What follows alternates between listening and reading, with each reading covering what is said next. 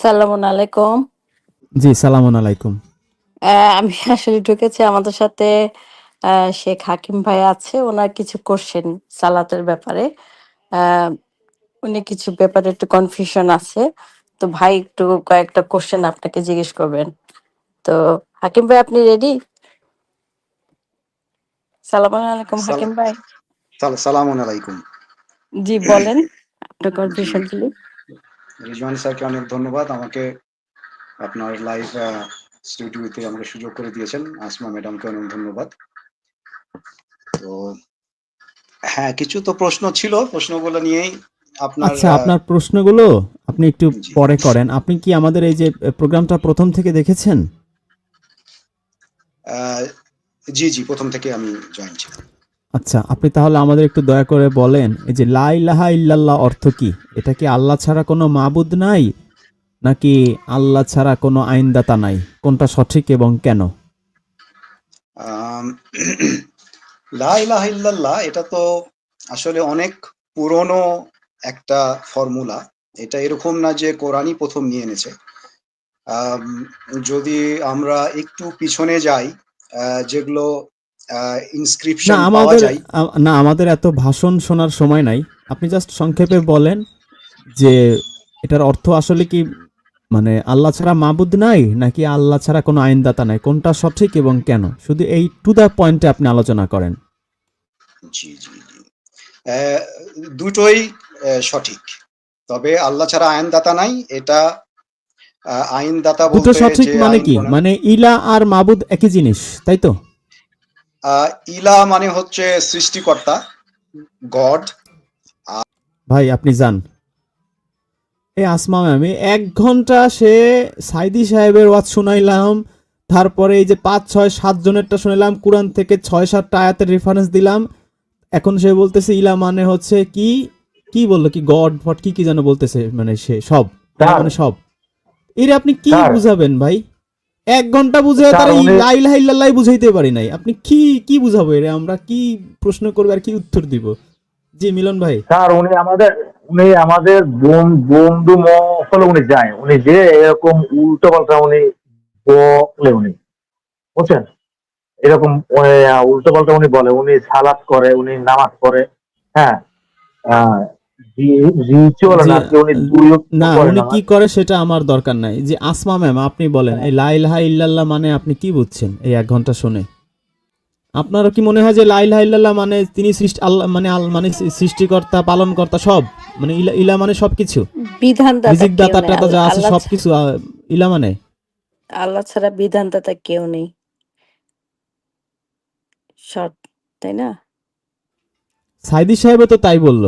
মানে উনি সাইদি সাহেবের ব্যাখ্যাও মানে না, রিজনের ব্যাখ্যাও মানে না। উনি উনি মানে হচ্ছে ইলা মানে সব, মানে ইলা মানে রাজ্জাক, ইলা মানে রব, ইলা মানে সবকিছু, ইলা মানে খালেক, ইলা মানে মালেক, সবকিছু ইলা মানে। তাই কে কে বুঝাবে?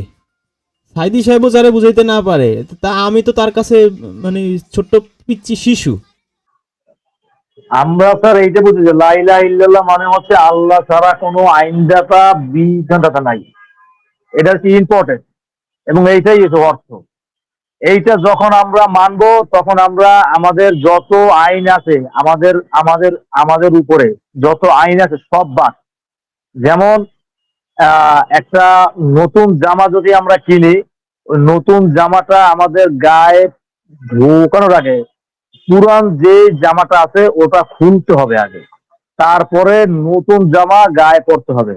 ঠিক লা ইলাহা ইল্লাল্লাহর অর্থ হয়েছে এইটা, যে আগে যা ছিল সব বাদ, সব বাদ। আগে অতীতে যা করছি সব বাদ, বিধান রীতি যা ছিল সব বাদ। লা ইলাহা ইল্লাল্লাহ মানে আল্লাহর আইন, আল্লাহর বিধান ছাড়া আর কিছু চলবে না। এটা তো স্যার একবারে সহজ, একবারে এটা তো সহজ একবারে। এটা যে আসলে তারা যে কেন যে বুঝতে পারে না, এটা আমার মাথায় আসে আসে না স্যার। এই যে লা ইলাহা, কোন ইলা নাই। আমরা কালেমার মধ্যে এই কথাটা বলি। আমাদের কালেমায় তাইয়্যিবা আমরা কি উচ্চারণ করি? লা ইলাহা ইল্লাল্লাহু মুহাম্মাদুর রাসূলুল্লাহ। জোরে পড়েন লা ইলাহা লা ইলাহা ইল্লাল্লাহু মুহাম্মাদুর রাসূলুল্লাহ। লা ইলাহা, কোন ইলাহ নাই, এই দাওয়াত দিয়েছেন দুনিয়ার সমস্ত পয়গম্বর। এইটা কি শুধু রাসূলুল্লাহর দাওয়াত ছিল? সমস্ত নবীদের স্লোগান ছিল একটা। সমস্ত নবীদের স্লোগান ছিল কয়টা? সবাই বলুন, কি সেই স্লোগান? লা ইলাহা ইল্লাল্লাহ।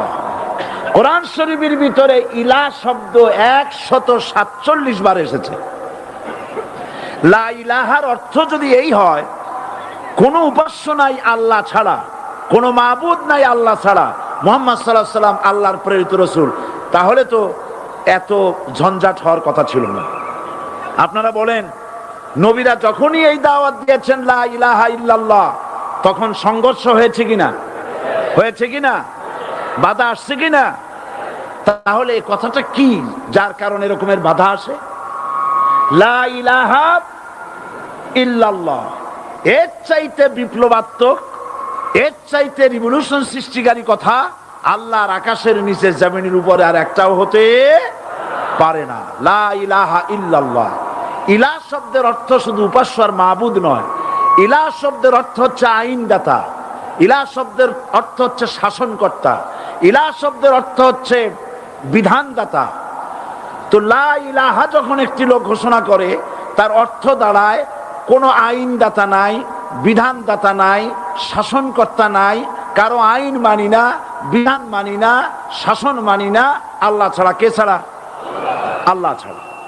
এই কালেমার দাওয়াত যখন পয়গম্বরেরা দিয়েছেন, তখন 3 শ্রেণীর লোকেরা বাধা দিয়েছে। বলেন কয় শ্রেণী? সবাই বলেন। 3 শ্রেণীর লোকেরা বাধা দিয়েছে। লক্ষ্য করুন। 1 নম্বরে বাধা দিয়েছে রাষ্ট্র শক্তি। 1 নম্বরে বাধা দিল কারা? 2 নম্বরে বাধা দিয়েছে ধনাঢ্য ব্যক্তিবর্গ।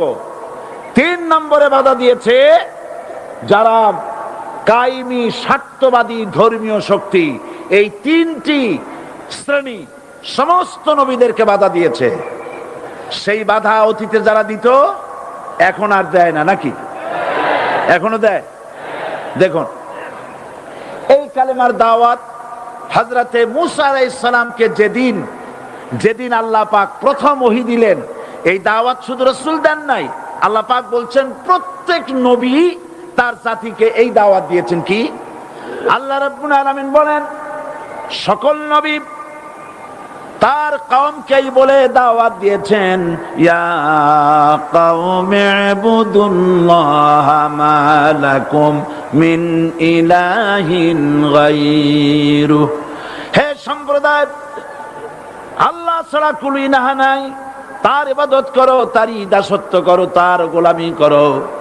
আল্লাহ পাক মূসা আলাইহিস সালামকে যখন নবুয়াত দিলেন, প্রথম যে ওহী এলো, প্রথম ওহীটাই ছিল ইন্নানি আনাল্লাহ লা ইলাহা ইল্লা আনা ফা'বুদনি ওয়া আকিমিস সালাতা লিযিকরি।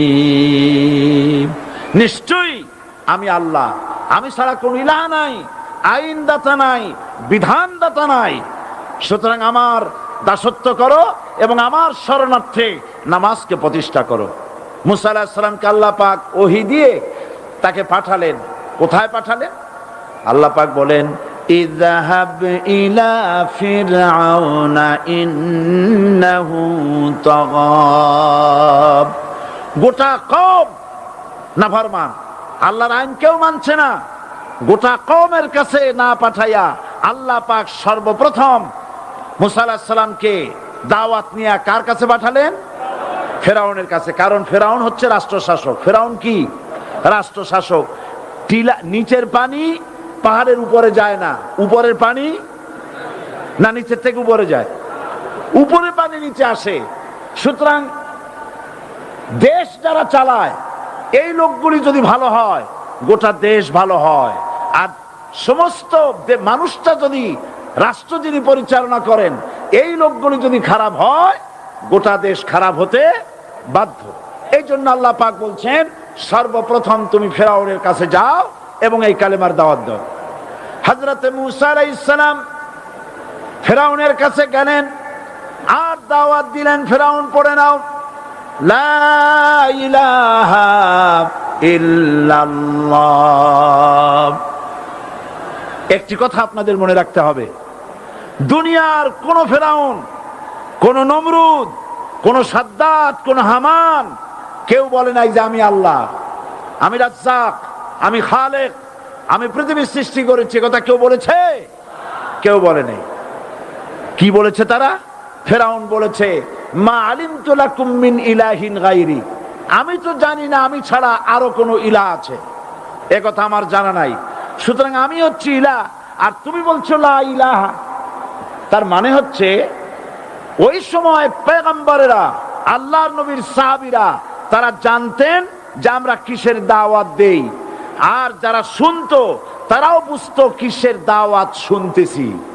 আজ আমার দেশে একই কালেমার দাওয়াত দেওয়া হয় কিন্তু মানুষেরা বুঝতে পারে না কি শুনতেছি। ভাষা জানার ব্যাপারে, বোঝার ব্যাপারে হলো আসল বিষয়। আইডি সাহেবের কথা শুনে আমার একটু হাসি পাচ্ছে। উনি লা ইলাহা ইল্লাল্লাহর দাওয়াত দিল, আবার ওনাকে নামাজ পড়তেও বললো। মানে ওনার কথাগুলা সবগুলো মোটামুটি ঠিক ছিল, কিন্তু এই যে নামাজটা, যে এই নামাজটা ওরা কিভাবে পড়বে? প্রশ্ন হলো একটা, যে তুমি যে ফেরাউনকে নামাজ পড়তে বললা, ফেরাউন নামাজ পড়বে কেমনে? নামাজে তো কোনো সিস্টেম নাই। আর একটা কথা হলো, এই যে সাইদি সাহেব যে বলে যে আল্লাহর বিধান ছাড়া অন্য কোনো বিধান চলবে না, আসলে উনি কি মানতো এটা? উনি কি আল্লাহর বিধান মানতো? নেই। উনি তো আল্লাহর বিধান আর নবী রাসূলের বিধান বাদ দিয়ে নবীর পরে যারা আসছে, বুখারী, তিরমিজি, আবু দাউদ, নাসাই, ইবনে মাজাহ, এইসব বিধানগুলো উনি মানছে। উনি যে বড় বড় যে কথা বলতেছে যে এই বিধান মানতে হবে, এই বিধান ছাড়া কোনো উপায় নাই, তা উনি কি মানতো এগুলা? উনিও তো মানতো না। উনি যদি এখন উনি যদি এখন দুনিয়ার জমিনে থাকতো, আমি যদি যে তাকে বলতাম যে আল্লাহর বিধান ছাড়া অন্য কোনো বিধান চলবে না, তো ওই সময় তো উনি আমাকে আমার কল্লার উপরে মারতে থাকতো, এই মিয়া তুমি কি কও আল্লাহর বিধান ছাড়া অন্য কোনো বিধান চলবে না? এই নমরুদ, ফেরাউন যা করছে, নবী আমলে যত খারাপ লোক ছিল, এই খারাপ লোকের মধ্যে এই দেলোয়ার হোসেন সাইদিও পড়ছে। ওনার কিন্তু বাড়ি আমাদের বাড়ির পাশে, আমার বাড়ি জালকাঠি জেলায়, আর ওনার বাড়ি হচ্ছে পিরিজপুর জেলায়। আমি ওনাকে আগে শ্রদ্ধা করতাম অনেক, কিন্তু যখন কোরআন পড়ছি, কোরআন জানছি, কোরআন বুঝি, তখন থেকে দেখি যে না, উনি ছিল উল্টা। উনি আল্লাহর বিধান মানতো না, উনি আল্লাহকেও মানতো না, রাসূলকেও মানতো না। উনি মানতো মানুষ রচিত লাহুয়াল হাদিস, যেগুলো আল্লাহ দেয় নাই, এইগুলো মানতো তারা, এখনো মানে। তা উনি আসলে তবে লা ইলাহা ইল্লাল্লাহর ব্যাখ্যাটা তো সঠিক করতে পারছে, এটা একমত কিনা? হ্যাঁ হ্যাঁ, এটা আমি একমত স্যার, এটা আমি একমত 100%, যে লা ইলাহা ইল্লাল্লাহ অর্থ যে আল্লাহ ছাড়া কোনো আইনদাতা নাই, কোনো বিধানদাতা নাই, কোনো হুকুমদাতা নাই, কোনো সৃষ্টিকর্তা নাই, যত কিছু আইন কানুন সব চলবে, আল্লাহ চলবে। এইটা উনি বলছে ঠিকই, কিন্তু উনি কিন্তু এটা মানতো না। উনি বলছে ঠিকই, কিন্তু এটা উনি ওটা মানতোই না। উনি আল্লাহর আইন, আল্লাহর বিধান এগুলো থাকে কোথায়? বুখারী শরীফে না তিরমিজি শরীফে না ইজমা রিজালের বইতে থাকে কোথায় আল্লাহর আইন, আল্লাহর বিধান?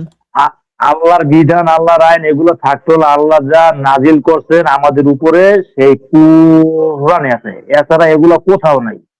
সারা পৃথিবীর যদি কোনো লোক বলতে পারে যে কোরআন ছাড়া অন্য কোনো জায়গায় আছে, তাহলে সে বলবে ভুল। এটাই তো আমাদের একমাত্র পথ। এই হচ্ছে কথা স্যার। উনি আসলে বলছে ঠিকই, কিন্তু ওনার বোঝার মাঝে আছে ভুল। উনি একটা বড় মুফতি মাওলানা উনি, কিন্তু উনি শিক্ষা করছে যা, কিন্তু উনি শিক্ষা করছে ভুল। হ্যাঁ, উনি আসলে যে লা ইলাহা ইল্লাল্লাহর যে মূল যে থিমটা উনি আসলে বুঝেই না। উনি বুঝলে তাহলে আল্লাহর কোরআন ধরেই উনি থাকতো, আল্লাহর রজ্জুতে ধরে উনি থাকতো, আর কোনো বিধান উনি গ্রহণ করতেন না। তবে একটা জিনিস ভালো লাগছে স্যার আজকে ওনার, যে উনি যতগুলা কথা বলছে আজকে একেবারে কোরআন দিয়া বলছে সব, হাদিস নেন নাই। কিন্তু তারপরে উনি আউলেছে, একটু আউলেছে ওই যে যখন বললো যে ফেরাউনকে যে তোমার নামাজ প্রতিষ্ঠা করতে হবে, আসলে তো সময় তো নামাজ তো নাই, কোত্থেকে আসবে নামাজ, কিভাবে পড়বে নামাজ? সূরা ফাতিহা নাই, সূরা নাস নাই, সূরা ফালাক নাই, কোন সূরা নাই, এবার সূরা মায়েদার উযু যে আয়াতটা ওইটা নাই, কিভাবে পড়বে তারা নামাজ? এটা এই জিনিসটা স্যার উনি বলছে একবারে ভুয়া।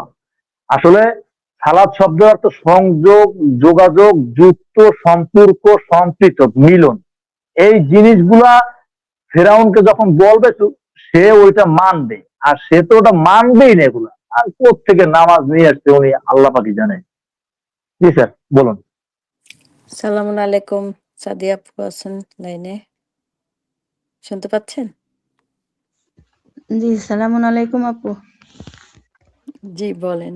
মানে আজকে যে লা ইলাহা ইল্লাল্লাহ এই টপিকটা নিয়ে শুনতেছিলাম, তো হুজুরা তো সবাই আলহামদুলিল্লাহ লা ইলাহার দাওয়াতই দিল, ওটা শুনলাম। তো লা ইলাহার দাওয়াত ওনারা কোরআন থেকে তো কথাগুলো ঠিকই বলতেছে যে আল্লাহ ছাড়া কোনো বিধানদাতা নাই, আল্লাহ ছাড়া কোনো ইলাহ নাই, ওটা ভালোভাবে বুঝাইছে। কিন্তু ওনারা তো ওটা মানতেছে না, ওনারা তো নিজেরাই বিধানদাতা হইয়া বসে আছে। ওনারা মানতেছে বুখারী, মুসলিম, আবু দাউদ, তিরমিজি, তো ওগুলা মানতেছে। তো হুজুরা সুন্দর করে লা ইলাহার দাওয়াতটা দিছে, কিন্তু ওই যে সাইদি সাহেব উনি একটা কথা বলতেছে যে একটি কথা মনে রাখতে হবে যে আল্লাহ ছাড়া কোনো বিধানদাতা নাই। তো এই কথাটা যদি সবাই মনে রাখে, আল্লাহ ছাড়া কোনো বিধানদাতা নাই, তাহলে তারা কিভাবে বহু ইলা মানতেছে? ওই সকল যে হাদিস গ্রন্থগুলা আছে ওইগুলা মানতেছে, আবার লা ইলাহার সাথে যুক্ত করতেছে মুহাম্মাদুর রাসূলুল্লাহ। তারপরে কালিমা, যে 5টা কালিমা আমরা ছোটকাল থেকে শিখাইছি, বা ওনারা যেভাবে আমাদের এই কালিমাগুলোর প্রতি আকর্ষিত করছিল, তো ওইখানে তো এক ইলা মানে ওরকম আমরা পাই নাই।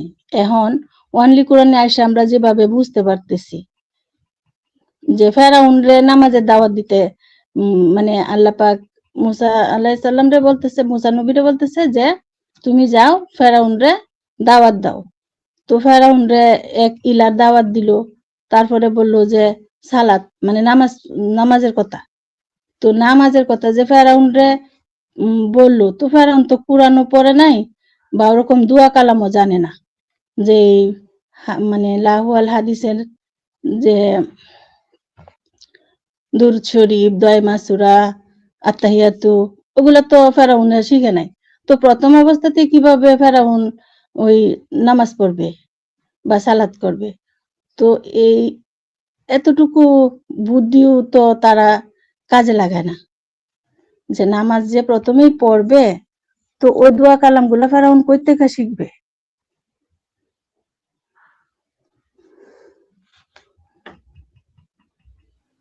সাদিয়া আপু তো একটা ভালো পয়েন্ট ধরছেন। সালাত মানে যে আল্লাহর সাথে সংযোগ, যোগাযোগ স্থাপন করতে হবে। সালাত মানে যে আল্লাহর বিধান মাইনা নিতে হবে।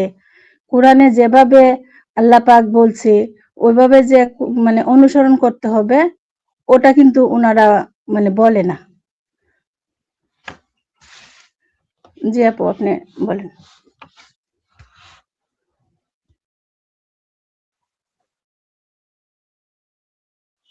আমি বলি ওই যে আচ্ছা, এই যে যত মোল্লারা আছে এরা কি কখনো বলে যে আপনারা কোরআন পড়ুন, বাংলা অর্থ সহকারে বুঝে বুঝে পড়ুন, বুঝে বুঝে পাঠ করুন, এইগুলো কি ওরা কি বলে? এগুলা তারা বলেই না। এরা বলে যে আপনারা আরবি পড়বেন, 1 হরফে 10 নেকি, দেখলে 20 নেকি, হ্যাঁ, তারপরে শুনলেও 30 নেকি। এই নেকির অনুযায়ী তারা পড়ে। কি পড়ে না পড়ে তারাই জানে। যে নামাজ যখন পড়ে আপনার ধরেন এই যে পৃথিবীতে মানে এই মুসলিম যারা আছে, আমি মনে করি যে নামাজের ভিতরে তারা সবচাইতে বড় শিরিক করে নামাজের মধ্যে। সারা বছর তো করেই, এরপরে যখন আবার আসে রমজান মাস, এই তারাবির মধ্যে তারা খতম করে সূরা ফাতিহা থেকে সূরা নাস পর্যন্ত, এর মধ্যে তারা দুনিয়াদারি উল্টেই ফেলায়, ফেরাউনের মারে, নমরুদরে মারে, ধ্বংস করে, এরে এরে এরে জীবন দেয়, এরে মৃত্যু দেয়, কিয়ামত আনে, সিংহায় ফু দেয়, কত কিছু করে যে এই যে তারাবি নামাজের মধ্যে তারা মানে তার কোনো শেষ নেই।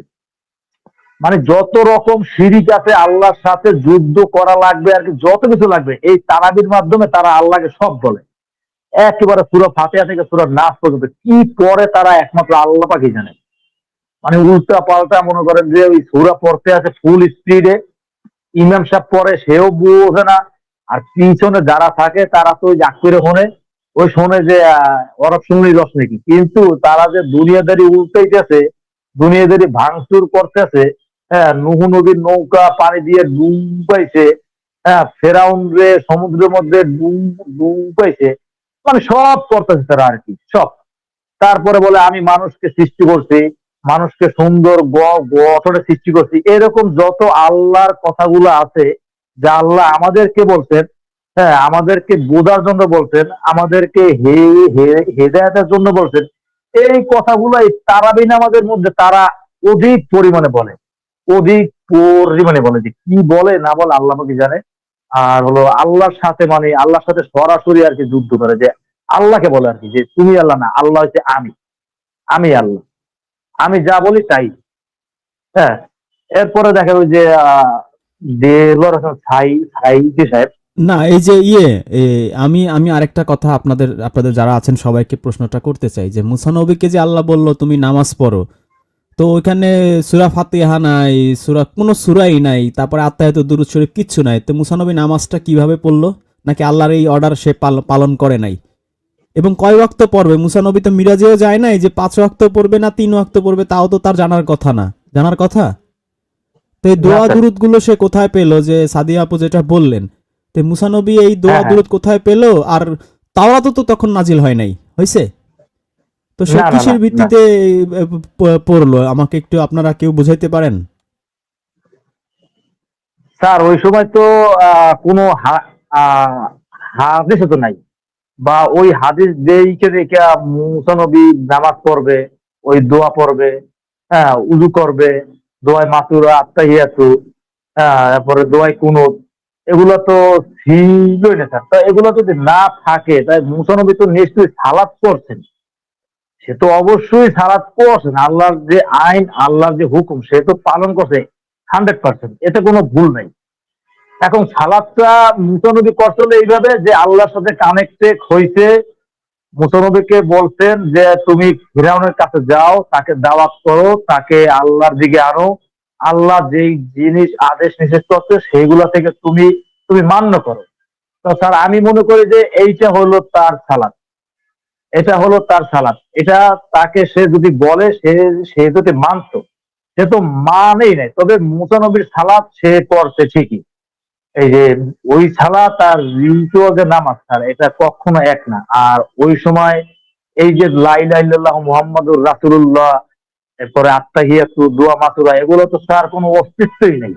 তারপরে মেরাজে গেছে, মেরাজে যে নামাজ আছে 5 ওয়াক্ত, 9 বার আপ ডাউন করছে। তা মুসা নবী তো যখন ওনাকে মুহাম্মদ সাল্লাল্লাহু আলাইহি সাল্লাম যখন গেছে তখন তো উনি পৃথিবীতে নাই, তার সাথে দেখা হয়েছে, মেরাজ থেকে আসছে।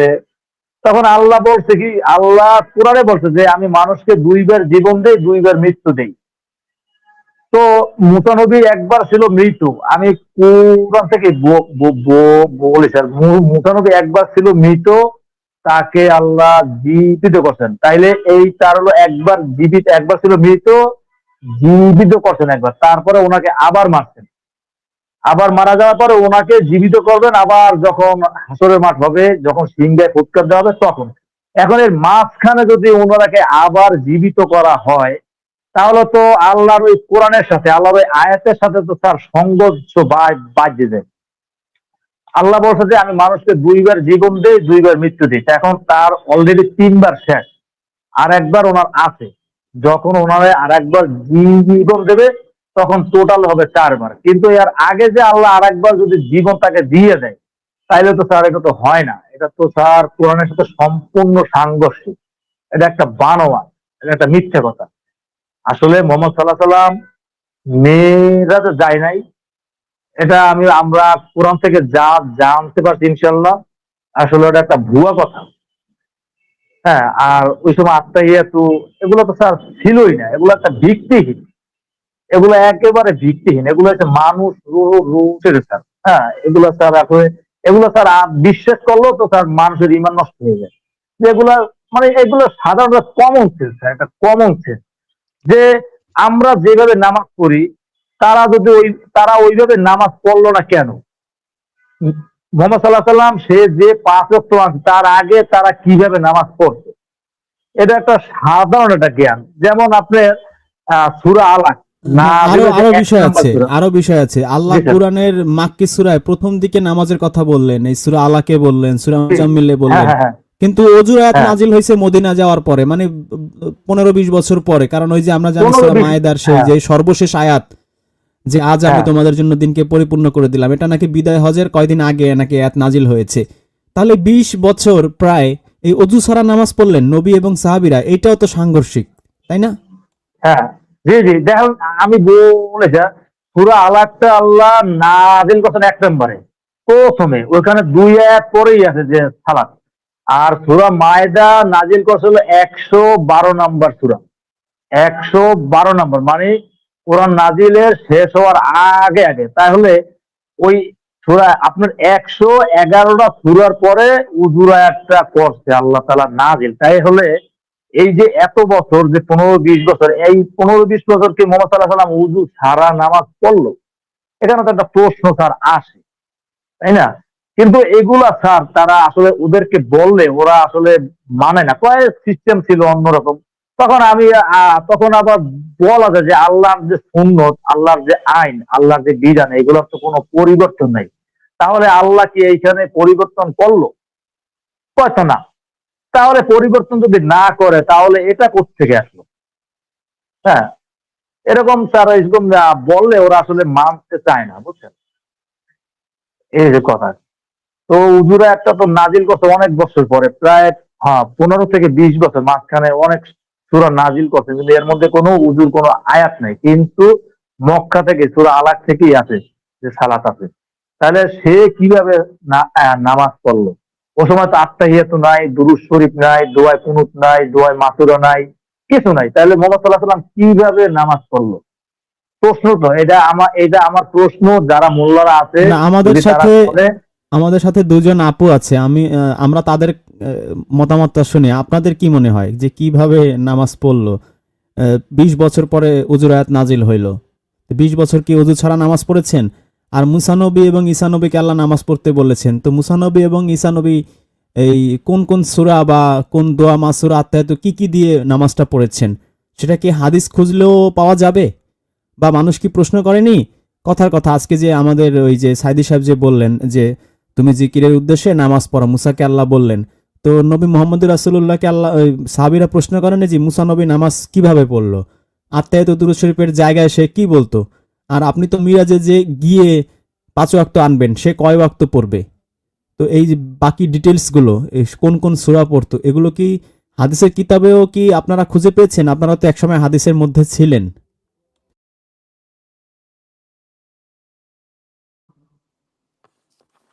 এম, না, সালাতের বিষয়টা তো আল্লাহর দয়ায় আমরা শিখেছি এখন। এগুলি তো বানানো কথা। আহ, আচ্ছা স্যার, ওই যে একটু হাকিম ভাই আছেন, ওনার কিছু কোশ্চেন ছিল, উনি আসলে না, ওনার কোশ্চেন শুনবো না ভাই।